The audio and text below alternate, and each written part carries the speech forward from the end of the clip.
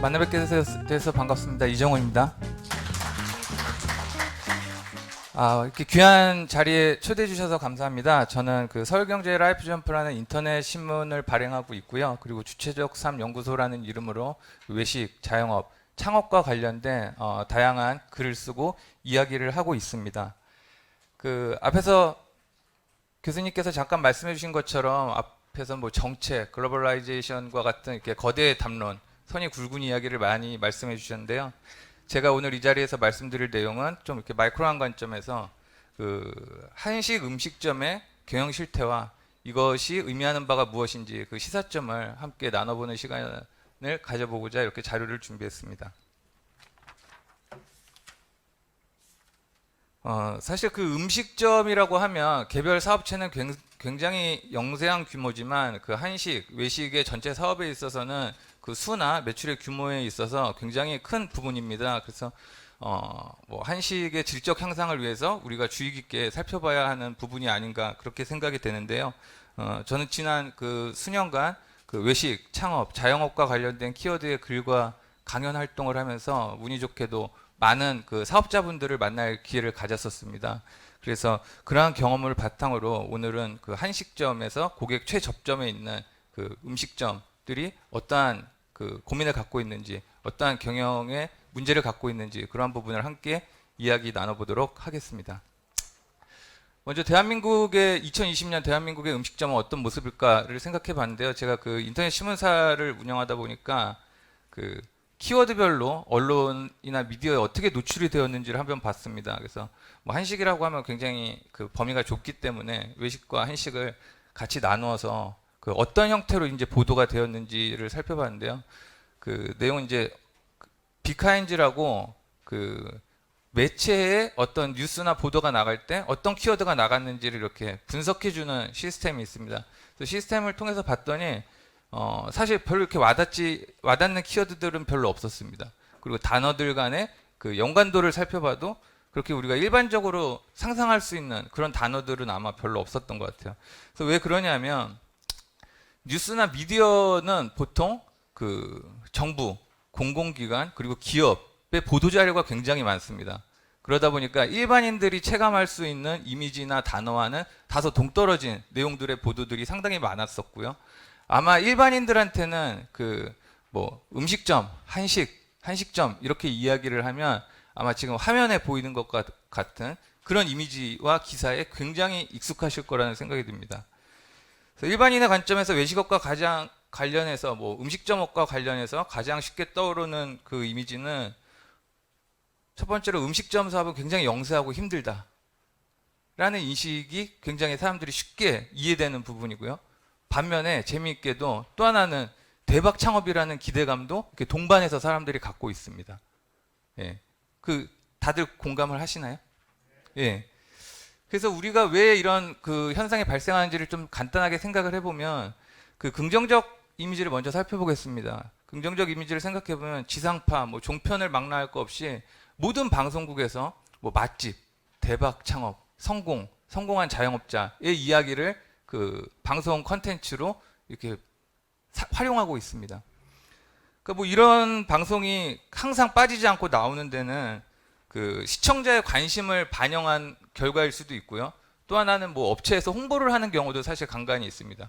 그래서 이런 성공 창업에 대한 긍정적인 이미지가 있는 반면에 부정적인 이미지, 아까 말씀드렸던 것처럼 외식 사업체는 굉장히 어렵다. 음식점 사업은 굉장히 힘든 것이다. 라고 이야기를 하는 내용들을 가만히 살펴보면 힘들다라는 것에는 다 같이 공감을 하면서 힘든 원인에 대해서는 말씀하시는 분 또는 말하는 매체나 미디어마다 각자 다른 원인을 이야기하고 있습니다. 뭐 앞에 간단히 나온 것처럼 뭐 과밀한 경쟁이 외식업체의 경영의 어려움의 주된 문제이다. 높은 임차료가 문제이다. 높은 인건비가 문제이다. 이런 이야기들은 계속 사람들한테 반복돼서 이야기를 하고 있죠. 그래서 왜 이렇게 다른 이야기를 할까를 생각해 보면 우리가 맹인모상이라고 시각장애인이 코끼리 만져본다고 그러죠. 그러니까 본인이 경험한 것을 갖고 일반적인 결론에 도달하시는 부분도 있을 수 있고요. 또 한 가지는 외식 산업 또는 음식점 사업에 여러 이해관계자가 있습니다. 정부도 있을 수 있고요. 공공기관도 있을 수 있고 학교도 있을 수 있습니다. 그런 각 이해관계자들이 자신의 입장에서 유리한 내용들을 이렇게 퍼블리싱을 굉장히 많이 하시기 때문이에요. 사실 미디어 쪽에서는. 그래서 음식점 사업의 실체적인 진실보다는 사실 화자가 누구인지, 이 마이크를 갖고 있는 사람이 누구인지, 그 마이크를 가진 사람의 스피커가 얼마나 큰지에 따라서 일반에 노출되는 그 외식 산업의 어려움의 그 모습이 굉장히 다른 것이 아닐까, 그렇게 저는 생각을 했었습니다. 그래서 이러한 이유로 우리가 한식 음식점의 실제 모습과 사업주가 겪고 있는 경영 현실의 어려움을 이해한다는 것은 쉽지 않은 문제인데요. 제가 굉장히 좋은 자료를 찾았습니다. 아까 그 농림축산식품부에서 굉장히 그 곤란한 상황을 많이 경험하셨었는데 저는 굉장히 칭찬을 해드리고 싶습니다. 이쪽 분야에 종사하시는 분들이 참고하실 수 있는 그 외식업의 경영 실태에 대한 그 자료를 작성을 했습니다. 그래서 아마 많은 분들이 이미 살펴보신 자료라고 생각을 하는데요. 그 외식업 경영실태 조사 통계 보고서라는 훌륭한 조사 결과입니다. 그래서 특정 산업에 대해서 현황이나 통계를 보고하는 자료들은 굉장히 많지만 이 자료의 가치는 그 경영 실태라는 측면에 굉장히 집중을 해서 실제 사업자가 어떠한 상황에 처해 있는지를 우리가 짐작할 수 있게 하는 자료가 아닌가, 그렇게 생각을 하고요. 그래서 오늘 제가 준비한 자료는 이 실제 통계를 바탕으로 통계만 갖고는 이해할 수 없는 보다 깊이 있는 현장에서 어떤 일이 벌어지는가를 우리가 함께 고민해 보면 어떨까라는 생각으로 자료를 준비해 봤습니다. 그래서 우선 현금 흐름을 통한 그 경영 진단에 대한 이야기를 좀 드리려고 하는데요. 기업의 목표는 이익 창출에 있듯이 뭐 음식점이나 음식점 사업자의 목표는 사업 소득이 될 것입니다. 그래서 규모가 큰 기업이라면 뭐 영업이익이 남으면 그 영업이익을 주주들에게 배당을 할 수도 있고 유보금으로 남겨놓음으로써 다음에 투자 활동에 사용할 수도 있지만, 보통의 음식점 사업자는 영업이익이 곧 사업자의 사업소득이 됩니다. 그 뭐 잉여를 남기거나 그러기가 굉장히 쉽지 않은 구조이죠.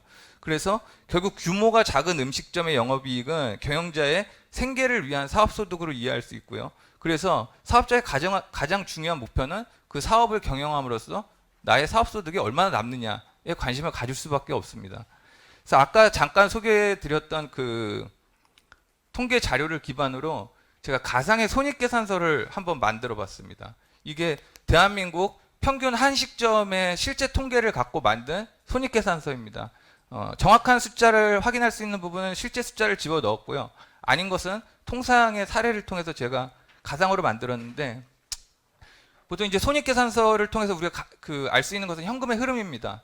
얼마를 벌어들였고 얼마를 써서 얼마가 남았다라는 그런 현금 흐름이 손익계산서인데, 대한민국 평균 한식점은 한 달 동안 1,550만 원의 매출을 벌어들입니다. 그럼 이 1,550만 원의 매출은 메뉴 한 개당 1.2만 원, 12,000원의 메뉴를 하루에 49명씩에게 판다는 거죠. 그래서 하루에 12,000원짜리를 49인분을 팔아서 한 달 평균 27.6일의 영업일을 돌리니까 1,550만 원의 매출이 발생했다라는 매출액이 계산이 됐고요. 이 1,550만 원의 매출을 발생시키기 위해서 평균적인 매출 원가, 식재료비는 35.6%를 사용하신다고 그래요. 그럼 35.6%면 뭐 한 540만 원을 식재료비로 사용을 하셨다라는 얘기일 거고요. 그리고 뭐 재료비 말고도 이제 들어갈 돈이 더 많죠. 인건비, 임차료 이런 것들을, 뭐 인건비는 경우에 따라서 매출 원가에 반영하기도 하지만 음식점에서는 통상 그 판매 관리비에 많이 집어넣습니다. 그래서 계산을 해보면 뭐 인건비라든지 다른 부대 비용을 포함해서 850만 원의 판매 관리비 지출이 이루어졌습니다. 그래서 보통 한식점, 대한민국 평균 한식점의 영업이익은 160만 원. 1,550만 원을 팔았을 때 160만 원이 남는다라는 그 실제 실태 조사 결과가 나왔는데요. 저희가 이것을 바르게 이해하기 위해서는 그 인건비 항목을 좀 제대로 보실 필요가 있습니다. 여기서 대표 인건비라는 항목이 있는데, 실제 사업주, 대표자의 인건비를 책정하는 경우도 있습니다. 예를 들어 프랜차이즈나 법인 사업체 같다라고 하면 정액의 인건비를 책정을 하지만, 한식 음식점의 대다수 사업장은 대표가 그 1인으로 운영하시거나 그 몇 명의 고용인을 둔 소형 음식점이죠. 그런 경우에는 대표의 급여라는 구분이 없습니다, 사실. 근데 이제 조사를 하기 위해서 대표급여라는 항목을 낳아놨을 거고, 결과적으로는 대다수 한식 음식점에서는 대표의 인건비 플러스 남아있는 영업이익이 그냥 본인의 사업소득이 됩니다. 이해되시죠? 그러니까 실질적으로 이런 평균의 음식점이라면 이 음식점의 사장님은 360만 원의 사업소득을 남기신 겁니다. 물론 이 손익계산서에서는 부가치세가 반영이 안 되는데, 그러니까 1,550만 원 팔아서 360만 원 정도 내가 사업소득을 벌었다, 음식점이. 예, 그렇게 이해를 하시면 되는데, 이런 평균적인 손익계산서가 의미하는 바를 좀 그림으로 제가 한번 표현을 해보려고 합니다. 자, 이거는 뭐 그 상업시간, 옛날 고등학교 때 상업시간이나 경영 원론 시간에 쉽게 보실 수 있는 건데, 매출과 비용 곡선에 따라서 사업자의 수익이 어떻게 변하는지를 이제 살펴보려고 합니다. 그럼 이제 가로축은 판매량에 해당하는 내용이고, 세로축은 돈의 금액, 돈의 크기입니다.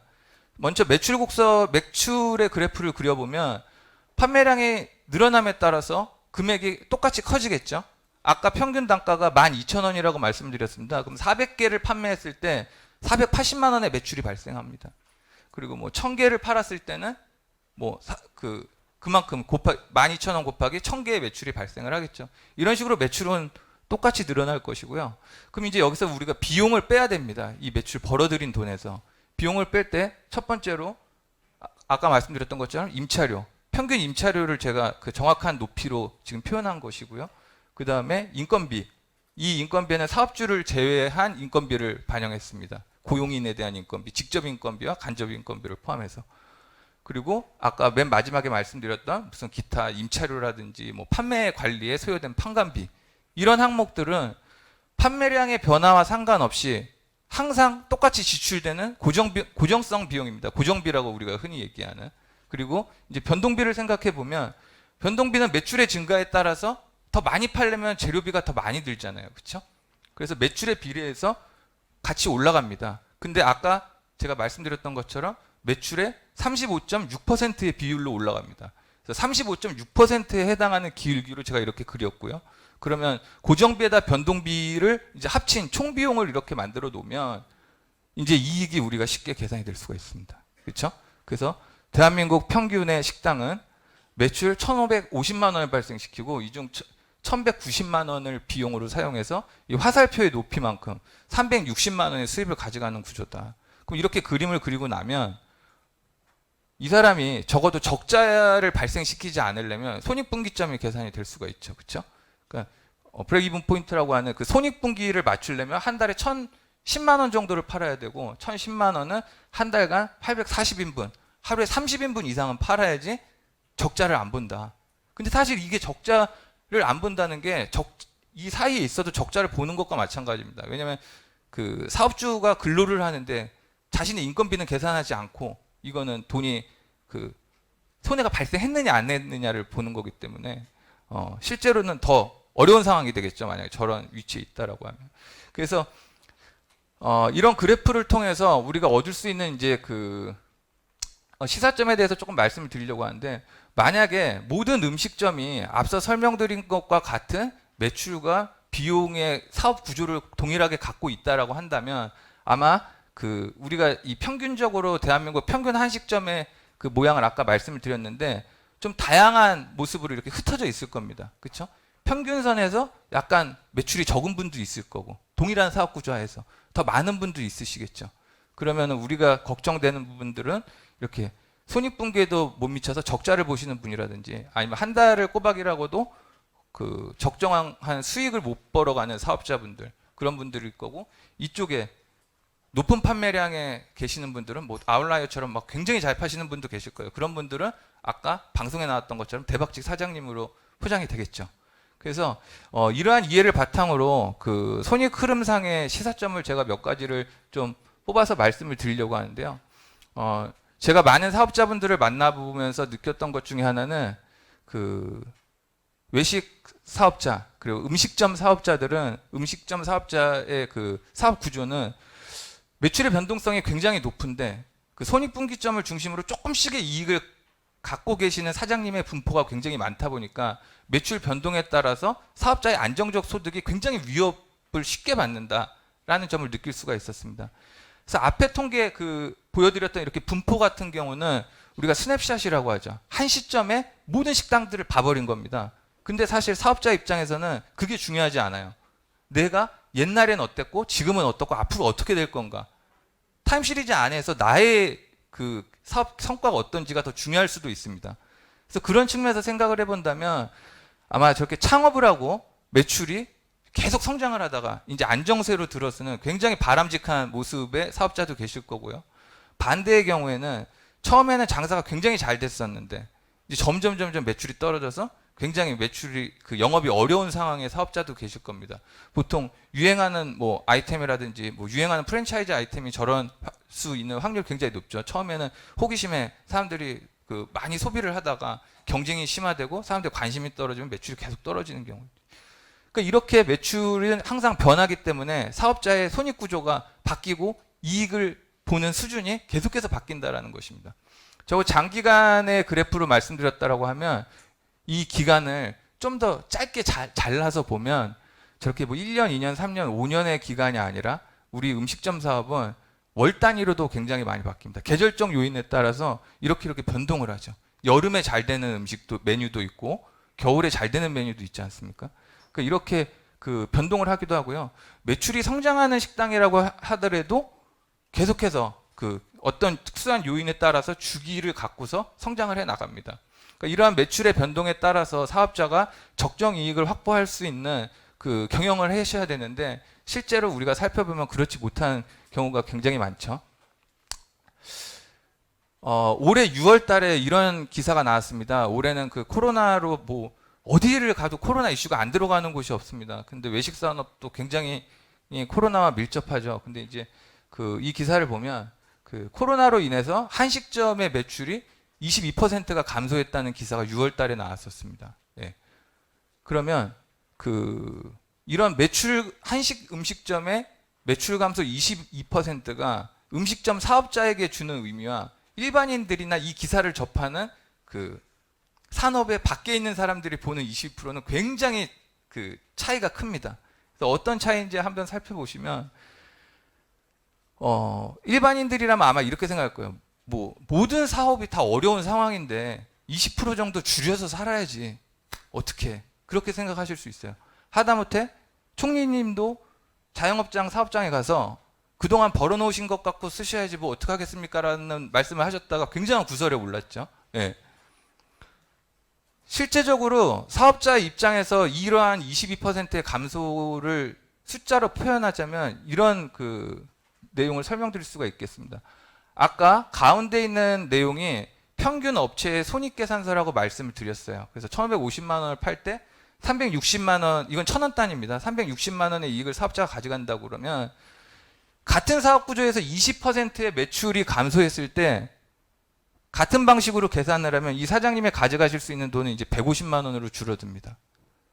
일반인들은 22%의 매출 감소가 수입의 22%라고 생각하지만 사업자의 입장에서는 매출이 20% 감소했을 때 수익은 반 이상이 줄어드는 거예요. 그렇죠?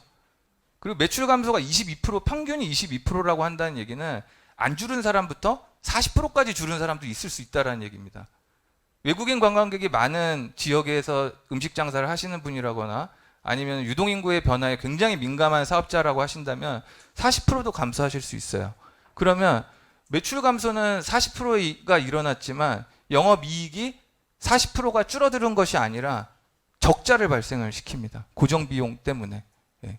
그러니까 일반인들이 생각하는 매출 감소의 영향보다 사업자가 느끼는 매출 감소는 실제로 굉장히 더 크게 다가올 수 있고 경영에 치명적인 영향을 주는 것이죠. 두 번째 시사점은 앞에서는 매출을 말씀드렸는데 두 번째는 비용에 대한 부분입니다. 우리가 뭐 음식점 사업의 프라임 코스트라고 하면 뭐 임차료, 인건비, 식재료비 이렇게 말씀을 하는데 이런 주요 비용의 통제가 굉장히 어려운 그 사업입니다.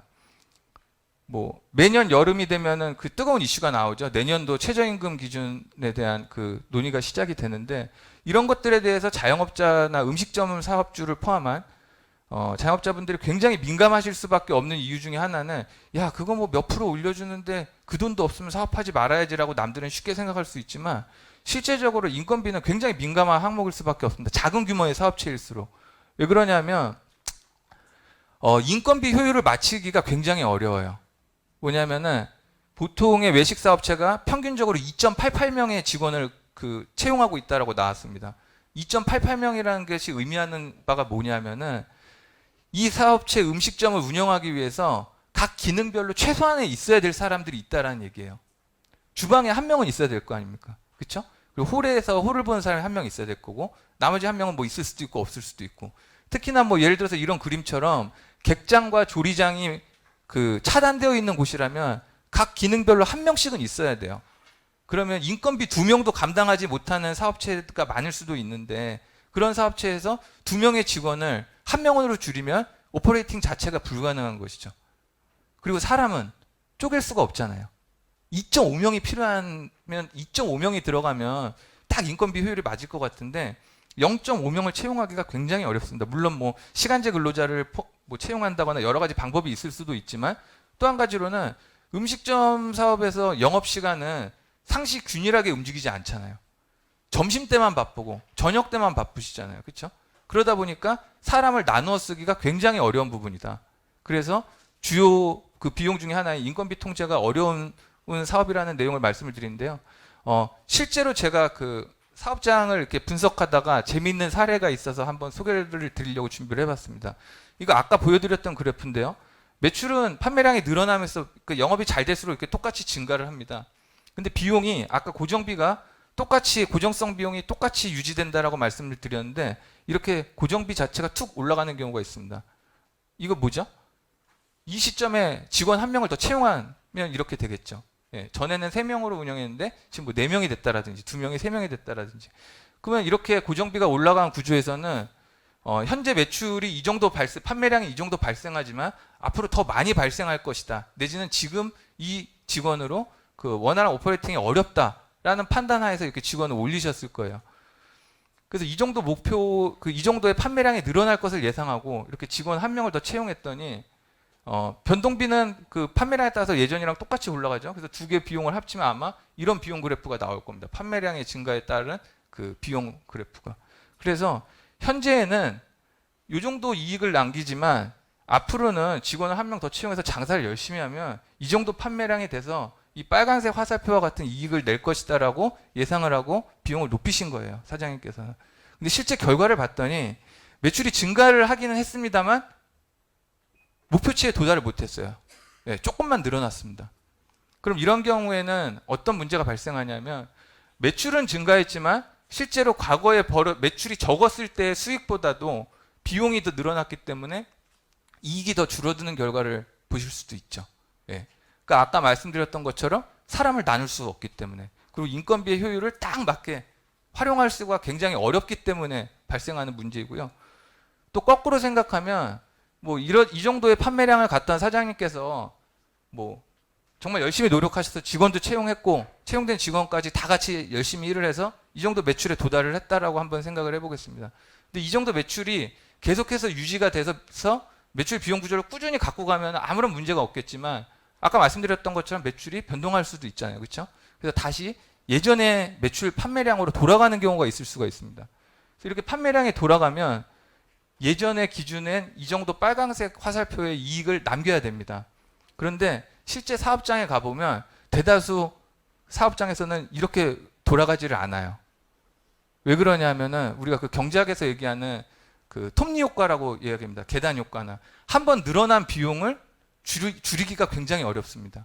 한번 높여진 비용 수준이 줄어들기가 굉장히 어렵기 때문에 마찬가지로 매출이 다시 이렇게 돌아가도 이때 채용한 직원을 해고를 못 한다는 거예요.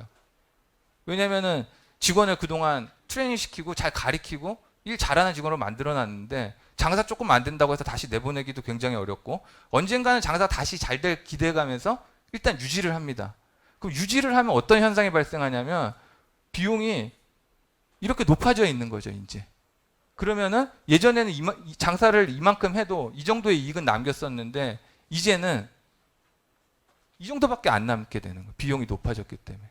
그러니까 이러한 문제들이 다 프라임 코스트를 효율에 맞게 잘 통제를 해 나가야 되는데 작은 음식점일수록 그런 부분이 굉장히 어려운 면이 많다라는 점을 제가 한번 살펴볼 수가 있었고요.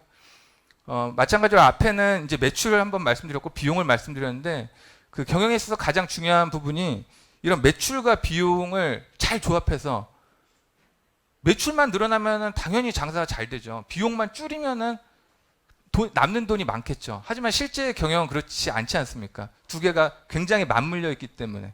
그렇죠? 그래서 이런 것들을 잘 통제를 해서 옵티멀 레벨이라고 하는 적정 수준의 매출과 비용을 통제하는 게 비즈니스의 가장 중요한 부분인데 음식 사업은 그런 것이 쉽지가 않다라는 그 이야기입니다. 왜 그러냐면 음식점 사업자, 그러니까 모든 사업체가 마찬가지로 그 사업을 지속하고 유지하는 데 있어서 중요한 키워드 중에 하나가 성장입니다. 계속해서 성장해 나가지 않으면 사업이 어려워지는 경우가 굉장히 많아요. 그래서 음식점 사업자분들도 마찬가지로 현재 이 정도의 매출을 발생하고 사업 이익을 이만큼 남기시는 분들이라면 아마 어떠한 방법으로라도 매출을 이렇게 늘려서 지금보다도 더 많은 이익을 내야겠다라는 계획을 세웁니다. 근데 이렇게 매출이 높아지기 위해서는 비용이 수반이 되죠. 예를 들어서 광고비라든지, 그렇죠? 지금은 내가 오프라인 매장에서 그 실제로 판매만 하고 있는데 매출을 더 많이 높이기 위해서 우리도 이제 배달을 해야겠다. 그러면 배달을 하면은 뭐가 발생하죠? 배달 수수료와 광고비, 그런 비용들이 발생합니다. 그건 이제 변동비가 이렇게 높아진다라는 것이거든요. 그래도 매출이 이만큼 높아지면 예전보다 이익이 더 많이 남으니까 사업체가 성장한 것이다 라고 좋은 결과로 이해할 수가 있는데 이게 이론처럼 이런 그 목표치에 도달하지 못하는 경우가 있습니다. 왜 그러냐면 음식점은 사실 물리적인 환경에 제약이 굉장히 심하죠. 손님이 아무리 몰려온다 해도 정해진 좌석밖에 못 앉잖아요. 그렇죠?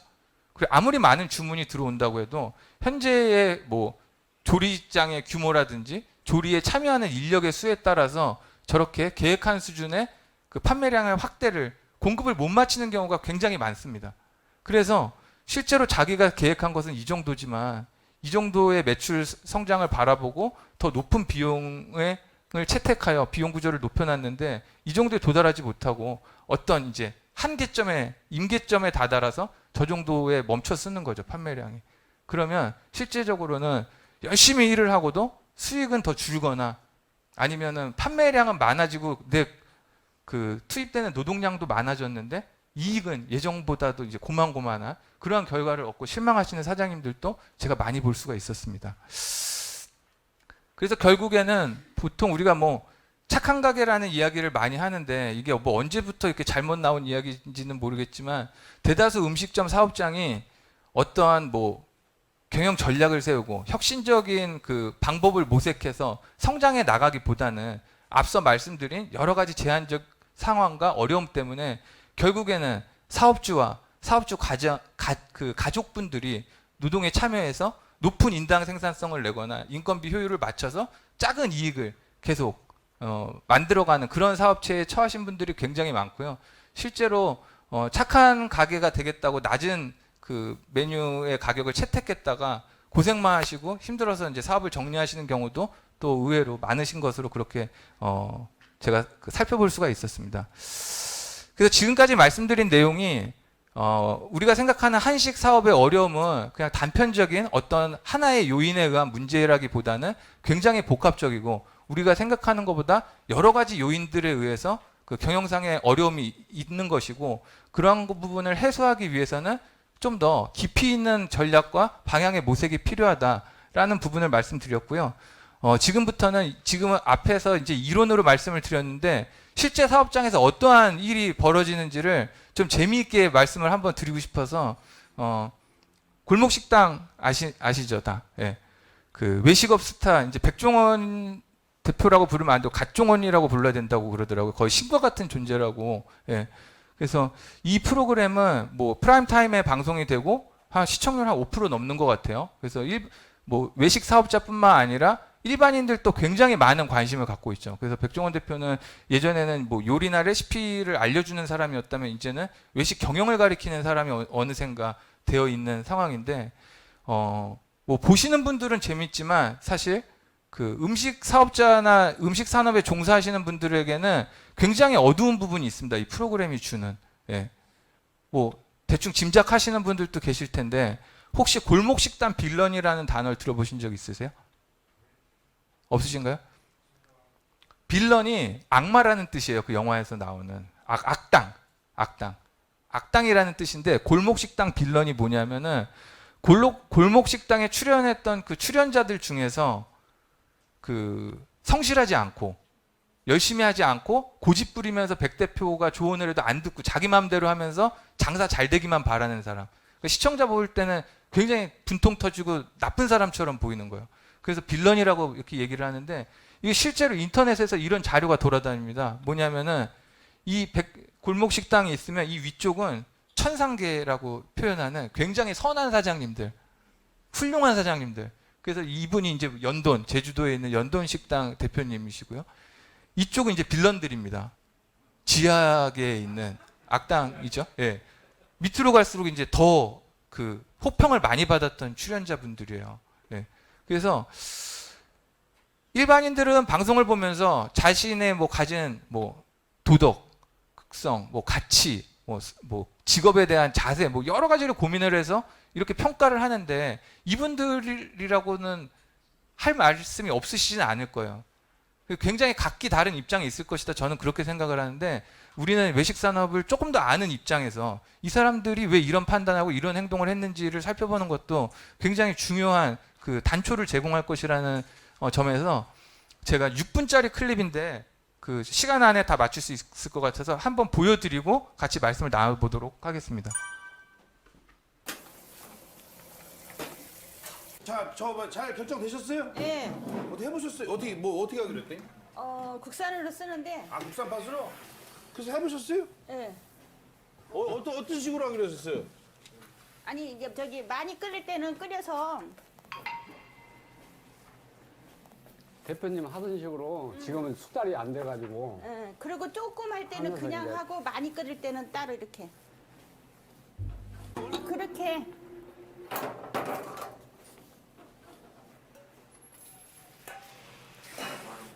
국산 팥으로 바꾸면 확실히 구수하죠? 예. 저도 맛있는데 집에서 지금 몇 번을 해 먹어봤네. 맛있는 대신에 비싸서 예? 비싸봐야 저 그날 얘기했잖아요. 7,000원에서 8,000원에서 비싸봐야 얼마 차이 안 나는 거라니까. 따져보셨어요? 몰라 신랑이 따져보는 건 나는 그런 거 안 따져봤는데.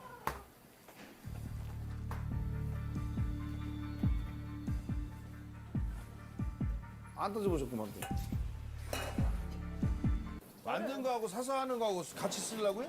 아니요 이거 만드는 거는 이참에 네. 못 만들겠더라고. 5명이서 4시간을 했는데도 어우, 맨날 해야 될 거 아니야 이거. 그래서 나 사서 하기로 했어. 그냥 시제품 사서 하는 옹심이 쓴다고요? 예. 이게 제대로 관리 안 해갖고 아니야, 요건 근데 욕대로 잘해야지 잘해야 돼. 왜 그냥 마지막 기회인데. 먹고. 제가 장담하지만 여기는 돌아갈 확률이 80%. 잘 돌아가는 해고요? 원래대로 돌아갈 확률이.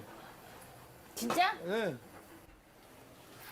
팥 물에 불려서 삶아서 팥 갈아내는데 하루 분량 하는데 몇 시간 걸려? 2시간 한 잡아야 돼. 2시간이면은 다안 2시간? 겪었으니까 식을 때까지 어느 정도 식으면 가니까. 그럼 그것 말고 할 게 뭐 있어요? 뭐 김치 담고 간된장하고 또 저런 할 일이 많죠. 설거지도 해야 되고.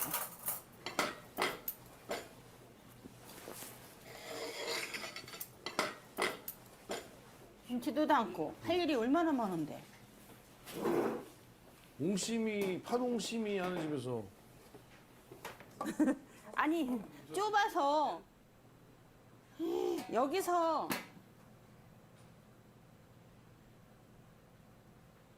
근데 여기가 좁아서 조금만 넓으면은 만질 저기 앉아서 하는데 너무 여기서 뭐 하고? 4시간을 앉아서 해야 되는데 아니 그 정도 일하라고 그 정도 일하라고 어떻게 임시장사를 해요? 그러니까 5명이서 그래서 뭘 5명이 4시간 걸려? 20kg 하는데 지난주에 우리 20kg 장모님이랑 했는데. 나랑 앉아갖고 집에서 몇 판촉 킬로 하는데 몇 킬로가 아니지. 온 식구 열 몇 명 먹는 거 20분도 안 걸렸어요. 우리는 한 20kg 했지 여보? 한 20kg 정도를 했지. 그거를 해놓고 냉동실에 얼렸다 며칠 쓰는 거잖아. 하루하루 못 만들어. 그러니까 지금 제가 제일 걱정은 다 핑계가 너무 많아. 또 핑계래. 아니 지금 이해가 안 되는 게 4명이서 4시간을 눈물 음식을 나시는 빚는다는 것 게 같아요. 말이나 되냐고. 20kg를 했다니까 20kg. 여보 아, 그러니까 그게 며칠 분량이에요. 한 20kg 하면은 한 3, 4일? 한 5일 정도 쓰나? 그럼 5일 동안 놀겠다는 거잖아. 쉬겠다는 거지. 내가 집에서 끓이는 거 못하지? 왜 그러지? 그러니까 그 비법 좀 가르쳐줘요. 그때 가르쳐드렸잖아요. 집에서 그렇게 끓였어요? 응. 그리고 가루 안 넣었어요? 응.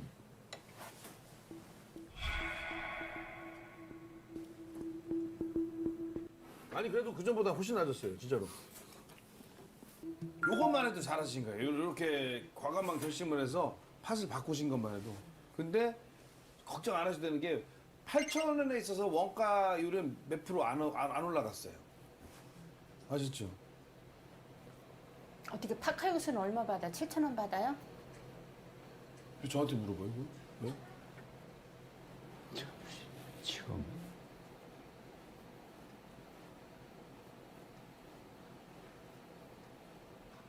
왜 올리게 이것도?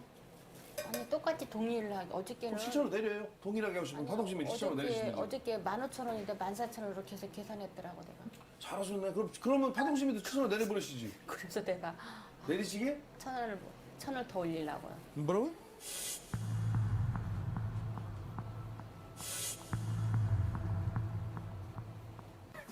더 내려야 되는 가격 얘기길래 아니 저 파동시면 7,000원 내리려고 그러는 줄 알았더니 예. 칼국수도 8,000원 올리려고 그러는 거예요? 국산이니까. 국산이니까. 사장님 그 옹심이를 8,000원 받는 거는 죄악이었어요. 죄악. 지금 와서 국산 쓰니까 또 올리겠다는 게 이건 말은 망하자는 얘기예요.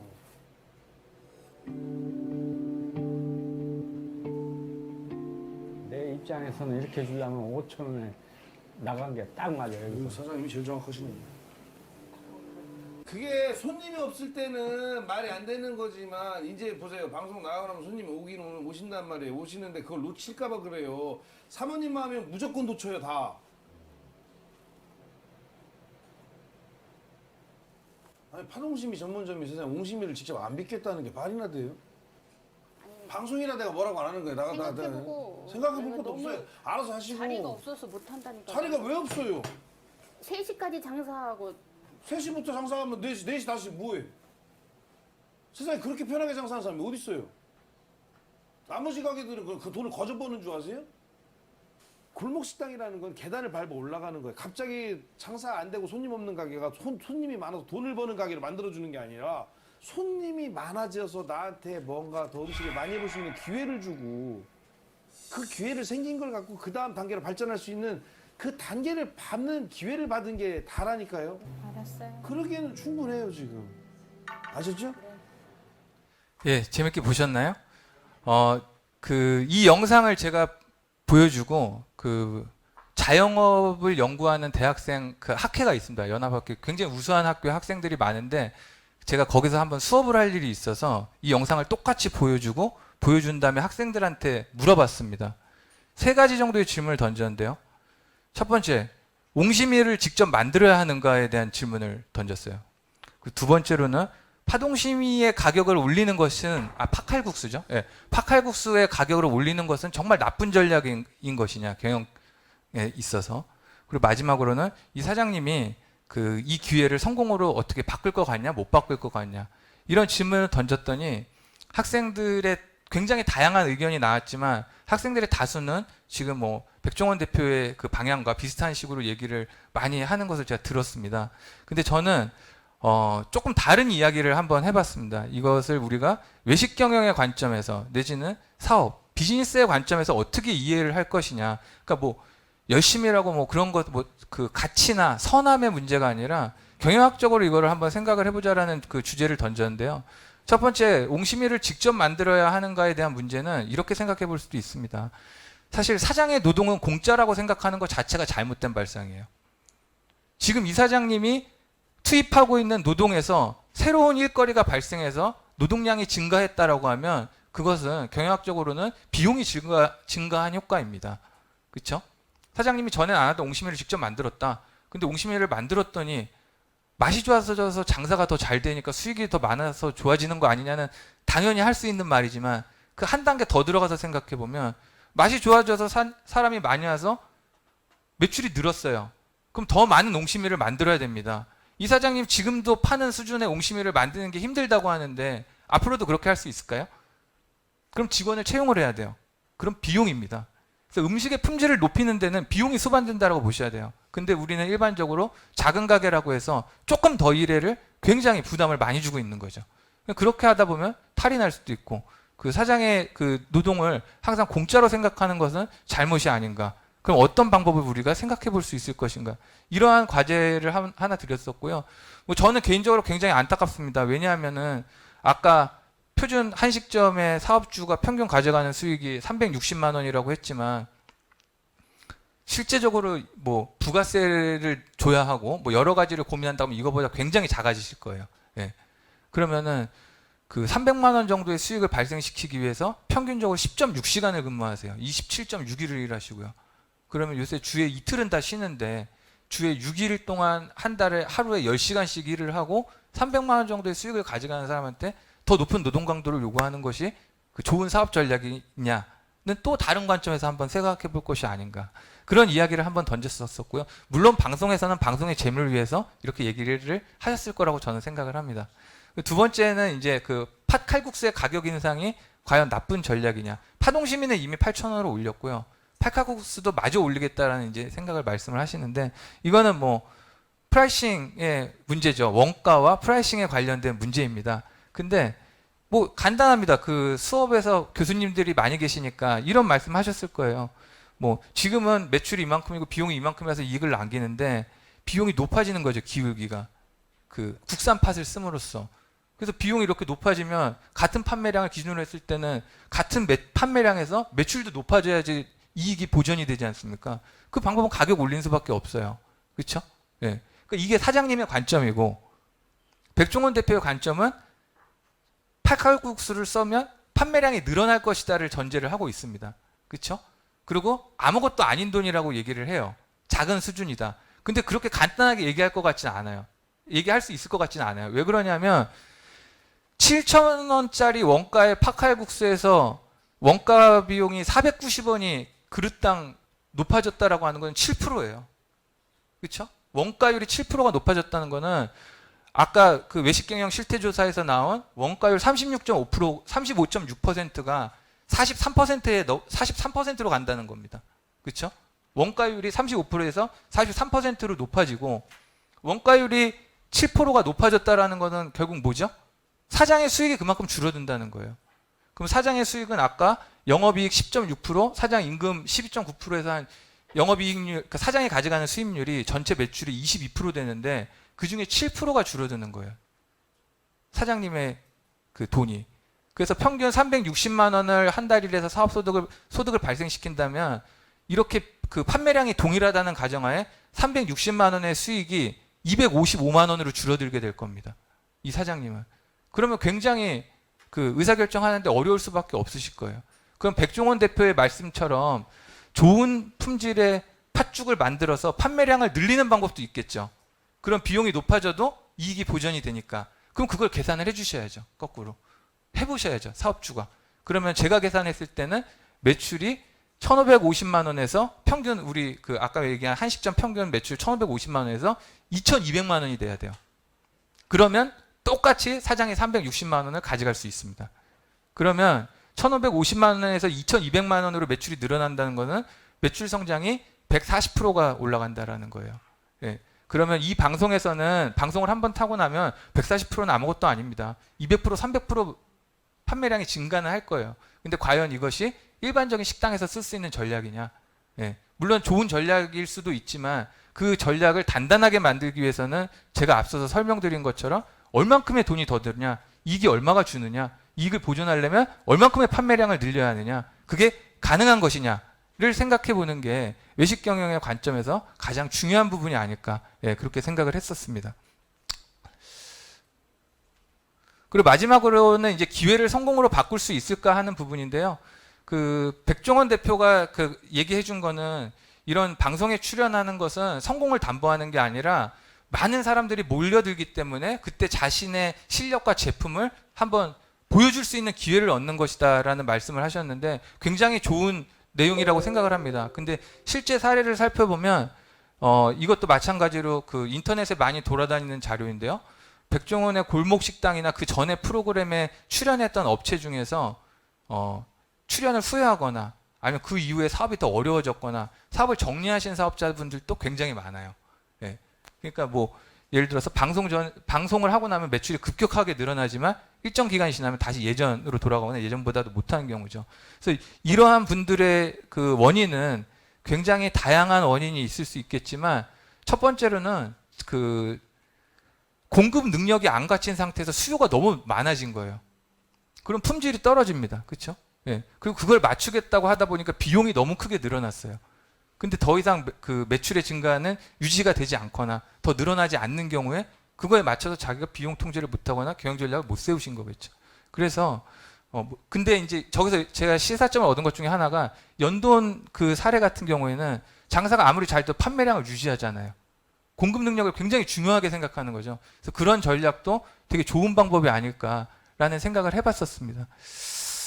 그래서 결론적으로 앞에 사례를 통해서 뭐 작은 식당이라서 경영이 굉장히 쉬울 것이라고 일반인 분들은 생각하지만 실제로 우리가 사업의 현장에 들어가 보면 뭐 큰 기업처럼 여러 가지 부문에 대해서 함께 고민해야 되고 우리가 생각해 봐야 할 것이 굉장히 많은 것이 바로 이 음식점 사업이 아닌가 그렇게 생각을 했고요. 마지막으로 제가 작은 제언을 하나 드리면서 제 준비한 시간을 마치려고 합니다. 제가 지난 한 해 동안 그 모 경제신문사에 그 외식업, 자영업과 관련된 컬럼을 고정적으로 연재를 했었습니다. 근데 1년 동안 연재를 하면서 가장 중요했던 키워드 두 가지가 첫 번째는 사업자가 적정 이익을 꾸준히 유지할 수 있는 안정성이 굉장히 필요하다라는 이야기였고요. 두 번째는 경영에 대한 학습이 필요하지 않은가라는 이야기를 많이 했었습니다. 그래서 뭐 제 바람과 같이 올해는 보니까 뭐 코로나의 그 어려운 상황 속에서도 그 외식 사업자들을 위한 교육이 굉장히 많이 그 정부나 아니면은 무슨 어떤 재단이나 지자체나 그런 곳에서 많이 이루어지고 있습니다. 그리고 그 교육의 컨텐츠도 과거에는 뭐 마케팅, 뭐 레시피, 요리 뭐 그런 것에 굉장히 국한적이었다고 하면 요새는 손익이라든지 경영 전략이라든지 그 경영 관리의 부분까지도 굉장히 다양한 컨텐츠로 확대되어 가고 있고 이런 것들이 굉장히 그 외식 사업자분들에게 도움이 되지 않을까 그렇게 기대를 합니다. 그래서 한식 사업체의 질적 성장을 위해서는 그 적정 이익을 안정적으로 유지할 수 있는 그 사장님들을 지원해야 될 것이고요. 사업자는 이러한 안정적인 수익을 바탕으로 스스로 경영의 질을 계속해서 개선하려는 노력 그리고 그러한 안정적인 수익을 확보함으로써 새로운 시도와 혁신이 계속 이루어진다면 이런 작은 개별 외식 사업체들이 한식 산업의 발전을 또 이끌어가는 하나의 방향이 되지 않을까 생각해서 자료를 준비해 봤습니다. 긴 시간 경청해 주셔서 감사하고요. 제가 준비한 자료는 여기까지입니다. 감사합니다.